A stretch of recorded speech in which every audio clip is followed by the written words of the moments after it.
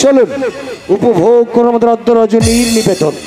ওপার বাংলার প্রখ্যাত নাট্যকার বাবু উদয় ভানু রচিত এবং নির্মল মুখোপাধ্যায় সংশোধিত, এপার বাংলার অভিজ্ঞ স্বনাম ধন্য নাট্য পরিচালক সুপারস্টার গায়ক নায়ক কুমার দেব পরিচালিত এবং অভিনীত, বাংলাদেশের 68,000 গ্রাম বাংলার সারা জাগানো অভিনেতা ভদ্রকান্ত সরকার, শক্তিমান সুদর্শন অভিনেতা প্রণব সরকার এবং যাত্রা জগতের আলোড়ন সৃষ্টিকারী অভিনেত্রী মুক্তি রানী চক্রবর্তী অভিনীত আমাদের অদ্য রজনীর নিবেদন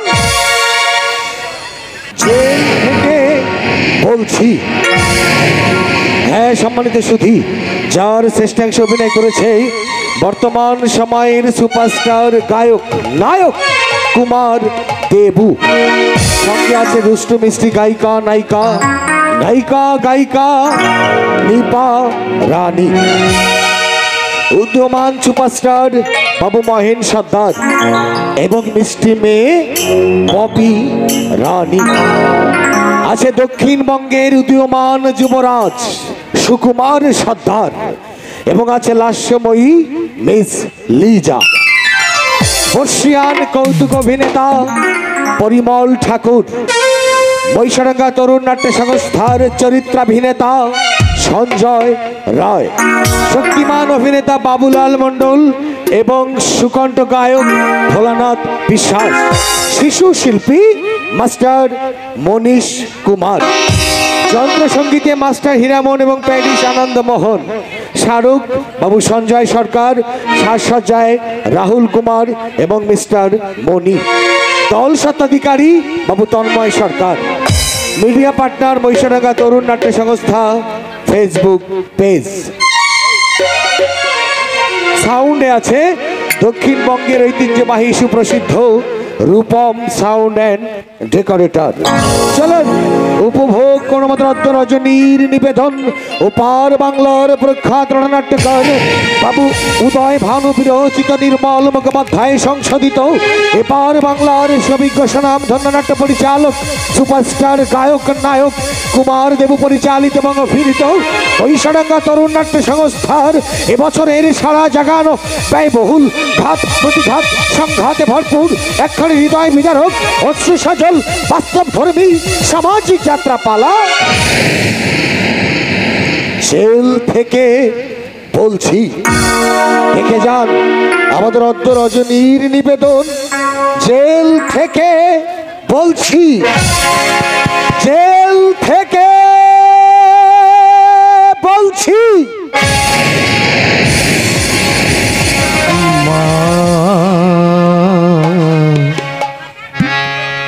আমি বন্দি কারাগারে,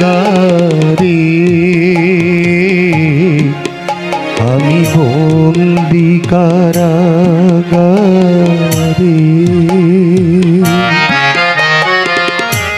আছি গো মা বিপদে, বাইরের আলো চোখে পড়ে না মা, আমি বন্দি কারাগারে, আমি বন্দি কারাগারে।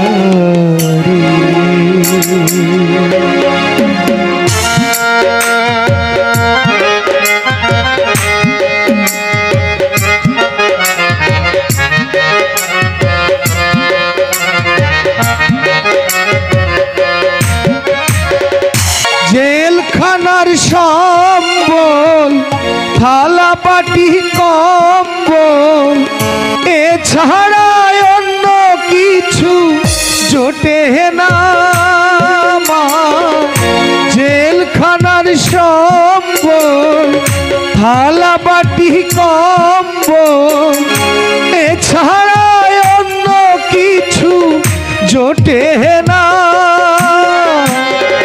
সকাল আর সন্ধ্যায় দুটি করে রুটি দেয়, সকাল আর সন্ধ্যায় দুটি করে রুটি দেয়, রুটি খেয়ে পেট ভরে না মা, আমি বন্দি কারাগারে, আমি বন্দি কারাগারে, আমি বন্দি কারাগারে।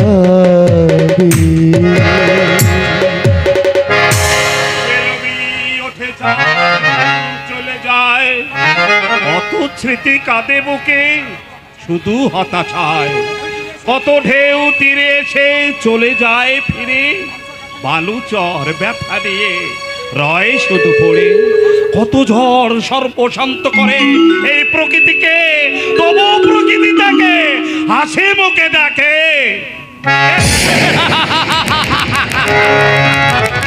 বাঁচালে ইয়ার বাঁচালে, শালা একটা ধোও পেটে পড়েনি। যাক, নেই মামাচ্ছে কানা মামাই ভালো। মানে কথাটা বুঝলে না ইয়ার? রোজ কমসে কম 8-10 আউন্স মাল পেটে না পড়লে যার নেশা হতো না, এই 8 বিড়িতে কি তার নেশা হয়? মদ খেতাম, পকেটে মারতাম, পুলিশের চোখে ধুলো দিয়ে আমি স্মাগলিং করতাম। বলো কি, তুমি পকেট মারতে, তুমি স্মাগলিং করতে? হ্যাঁ করতাম, কিন্তু কিন্তু কেন করতাম? মায়ের পেট থেকে আমি তো পকেট মার বা স্মাগলার হয়ে জন্মাইনি। ওই ওরা আমাকে এই পথে নামতে বাধ্য করেছে। ওই সভ্য সমাজের কয়েকটা মুখোশ শয়তান, যারা মুঠো মুঠো কালো টাকা ইনকাম করে গড়ে তুলেছে স্বর্গের প্রাসাদ, যারা মানুষের বুকের পাঁজর ভেঙে দেহের রক্ত চুষে মালিক সেজে বসে আছে, আমি তাদের উপর চরম প্রতিশোধ পারলাম না ইয়ার, আমি পারলাম না প্রকাশ্য দিবালোকে একটা মার্ডার করতে গিয়ে।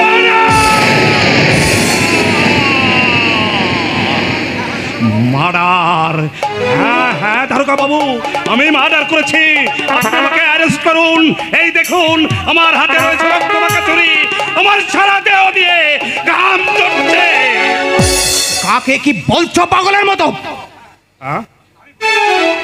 আমি ভুলে গিয়েছিলাম ভাই, যেটা জেলখানা। তুমি কি সত্যি সত্যি অপরাধ করে জেলখানায় এসেছো? হাসছো কেন? তোমাকে দেখে বা তোমার কথাবার্তা শুনে তো মনে হয় না তুমি কোনো অপরাধ করে এই জেলখানায় আসতে পারো। বলো না ইয়ার, বলো না কেন তুমি এই জেলখানায় এলে? শুনবে শুনবে ভাই, কেন আমি শুনবে? শুনবে মালিনী চকের হতভাগ্য অধিবাসী গৌতম সেনের জীবনের করুণ কাহিনী, শুনবে দুটো তাজা গোলাপের অকালে ঝরে পড়ার কাহিনী। হ্যাঁ শুনবো, বলো ইয়ার, তুমি বলো। শোনো ভাই, শোনো সেই কাহিনী, মন গড়া গল্প নয়, অবাস্তব বা মিথ্যে নয়, এক মধ্যবিত্ত পরিবারে সুখী দুঃখের জীবন্ত দলিল। ইয়ার এসো, বলছি সেই কাহিনী। মালিনী চকের হতভাগ্য অধিবাসী গৌতম সেন কেন সে জেলে গিয়েছিল? কেন তার ভাগ্যে নেমে এসেছিল অমানিসার নিকষ গাঢ় অন্ধকার? সত্যি কি সে মার্ডার করবার মতো চরম অন্যায় করেছিল, নাকি কোনো চক্রান্তের জালে আচ্ছন্ন হয়ে তার ভাগ্যে নেমে এসেছিল এমনই গাঢ় অন্ধকার? চলুন এত সব প্রশ্নের উত্তর খুঁজতে আমরা চলে যাই নাটকের মূল পর্বে। আজ থেকে কয়েক বছর আগের ঘটনায়, আজ থেকে কয়েক বছর আগে।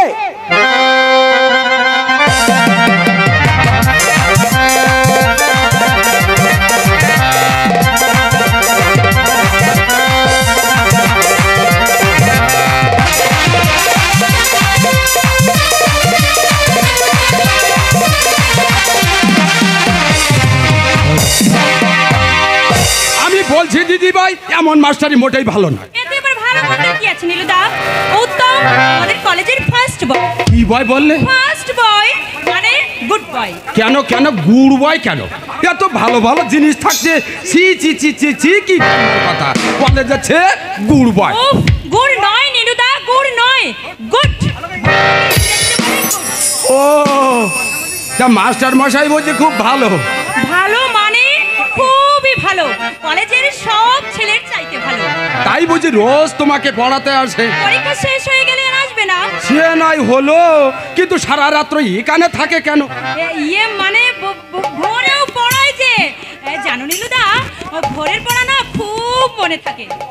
কিন্তু কর্তা বাড়ি নেই, এ সময় একটা যুবক ছেলে এসে একটা যুবক মেয়ের পাশে যদি রাত কাটায়, না না না না দিদি ভাই, ব্যাপারটা আমাকে মোটেই ভালো লাগছে না। ব্যাপারটা কর্তাকে জানিয়ে রাখা ভালো, পরে কিছু হয়ে টয়ে গেলে আমাকে দুষতে পারে।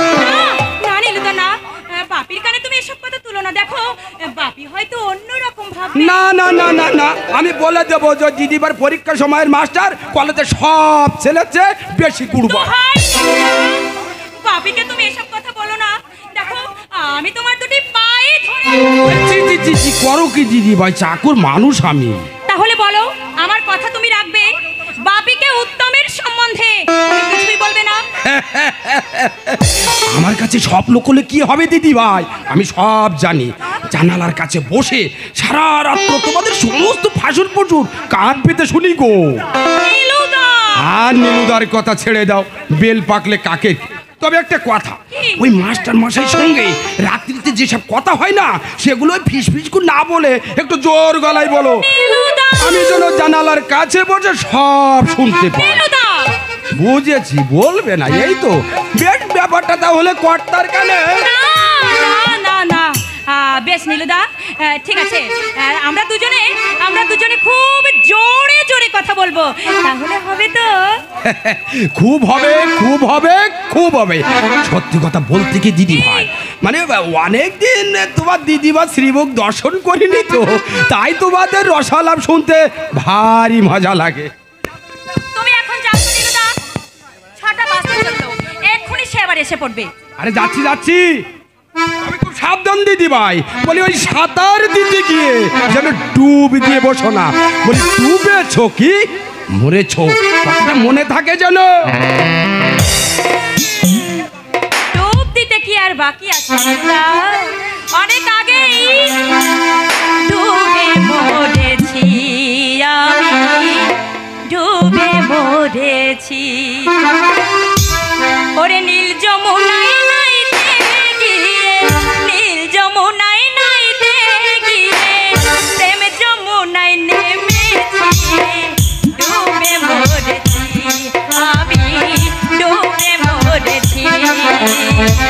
নীল যমুনায় নাইতে গিয়ে, নীল যমুনায় নাইতে গিয়ে প্রেম যমুনায় নেমেছি, ডুবে মরেছি আমি, ডুবে মরেছি আমি, ডুবে মরেছি। নেশার লাঠি ঝিম ধরেছে, চোখের তারায় রং লেগেছে, আমার কোনো দুঃখ নেই, নেই কোন ভাবনা, এমনি করে দিন যদি যায় যাক না।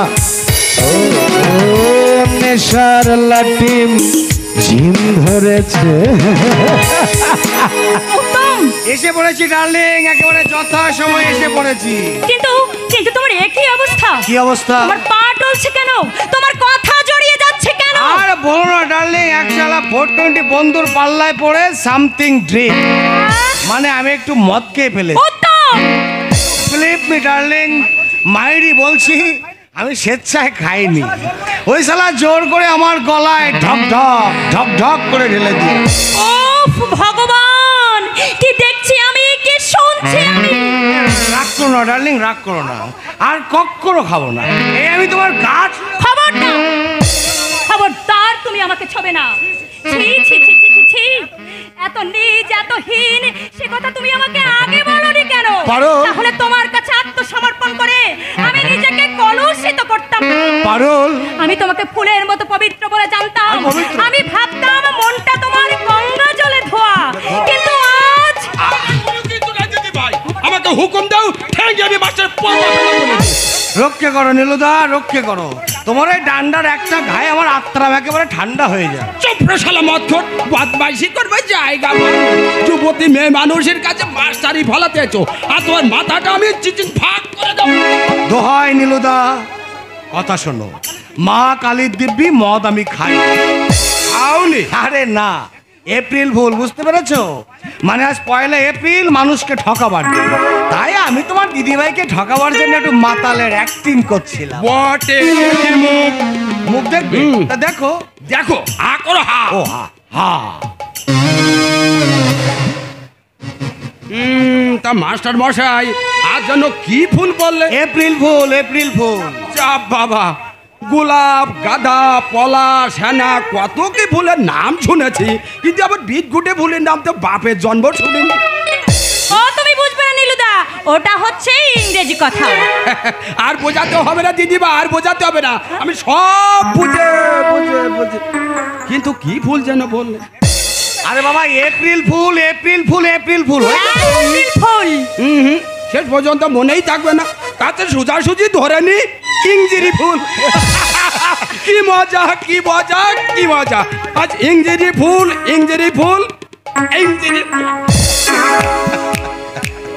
উফ, সত্যি সত্যি তুমি যে ভয় আমাকে ধরিয়ে দিয়েছিলে। যাকে এসব কথা ছেড়ে এবার আসল কথা শোনো। আসল কথা? হ্যাঁ, বাবা আমাকে ফোনে জানিয়েছে কালই পরীক্ষা শেষ হয়ে গেলে তার কাছে যেতে হবে। কেন? না মানে বিয়ে হবে। বিয়ে? বলো কি, এই বয়সে তোমার বাবা আবার বিয়ে করবে? আরে না না না, বাবার নয়, বাবার নয়। তাহলে? বিয়ে হবে, বিয়ে হবে আমার। তোমার? হ্যাঁ, বাবা ভালো একটা বর জোগাড় করেছে। দিন তিনেক পরে নাকি ভালো একটা লগ্ন আছে। তাই বাবা আমাকে কালই ডায়মন্ড হারবার চলে যেতে বলেছে। তুমি কি যাবে? না গিয়ে উপায় নেই উত্তম। পারুল, বাবার আদেশ, বাবার পছন্দ করা বরকে আমাকে যে বিয়ে করতেই হবে। পারুল, আমার আশা, আমার আশা তুমি ছেড়ে দাও উত্তম। বাবির অবাধ্য হতে আমি কিছুতেই পারবো না। কথাটা তোমার আগে জানানো উচিত ছিল। আজ শুনে আমি কৃতার্থ হলাম। বিশ্বাসঘাত। হ্যাঁ পাচ্ছি, আর সেই সঙ্গে ভাবছি কার এপ্রিল ফুল ফার্স্ট হলো, তোমার নাকি আমার? দুষ্টু কোথাকার, এইভাবে মানুষকে ঠকাতে আছে? আমার তো হৃৎপিণ্ড একেবারে বাস্ট হয়ে যাওয়ার তোমার উপক্রম। তাই নাকি? এসে গেছে, এসে গেছে, এসে গেছে। কি আবার কটা? হ্যাঁ। হ্যাঁ, তোমাদেরও হয়ে গেল, আর আমার ভিডিও চামড়া ওই কটার জুতো। সর্বনাশ! ও নীলুদা, এই সুযোগে আমি তাহলে আস্তে আস্তে কেটে পড়ি। কেমন? কোথায় কেটে পড়বে বাছা ধান? কটাই এই পথ ধরেই করে আসছে, ধরা পড়ে যাবে। এই সর্বনাশ! তাহলে উপায়? তাহলে উপায়? উপায়, উপায়, উপায়, হ্যাঁ উপায় একটা আছে। আরে আছে, তা চট করে বলো না। কি উপায়? তোমার কর্তা এসে বললে তো মহা অনর্থ পেতে যাবে। আচ্ছা, ইয়া কাজ করো তো মাস্টার বসে। কি? মানে তুমি এখানটায় উপরে বসো, আর আমি এই গামছা দিয়ে তোমায় ঢাকা দিই। দিদি ভাই তোমার উপর বসে মন দিয়ে বই পড়ে যা। তারপর আর কি, কটা দরজার কাছে এলে আমি বলে দেব যে দিদি ভাই চৌকির উপর বসে পরীক্ষার পড়া পড়ছে। হু ক্যান রান একটি রেল গাড়ি, ইয়ে ম্যান একটি ছাড় ফুকা। সাবাস সাবাস সাবাস সাবাস নীলুদা, তোমার বুদ্ধির তারিফ না। কি হলো? কিন্তু নীলুদা, শেষ পর্যন্ত একটা মেয়ে ছেলে আমার পিঠের উপর বসে। কোয়ারটা জুতো তোমার পিঠেই বসবে। ওরে বাবা, জুতো? না না, তার চেয়ে মেয়ে ছেলে পিঠে নিয়ে চৌকি সেজে থাকা ঢের সম্মানে। আমি রেডি নীলুদা, আমি ready।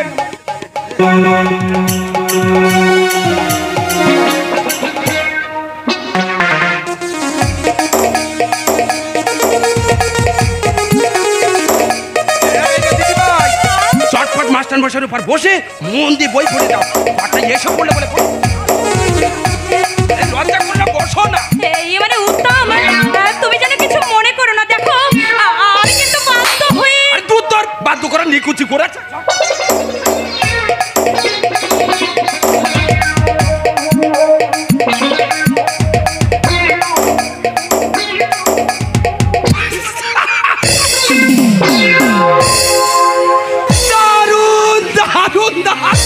হলো নীলুদা, হাসছো যে? ইঞ্জিরি ফুল।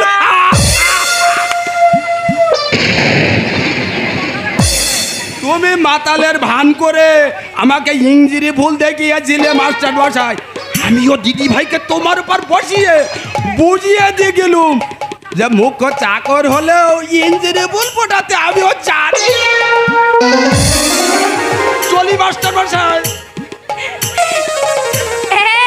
এই যে দেখলে তো নীলুদা তোমাকে কেমন বুদ্ধু বানিয়ে দিয়ে চলে গেল। হ্যাঁ দেখলাম, আর সেই সঙ্গে সঙ্গে ভাবি বইয়ের ওজনটা ভালো মতো বুঝে নিল। ধ্যাৎ, তুমি না একটা ভারী অসভ্য। আগে তো হালকা অসভ্য ছিলাম প্রিয়ে।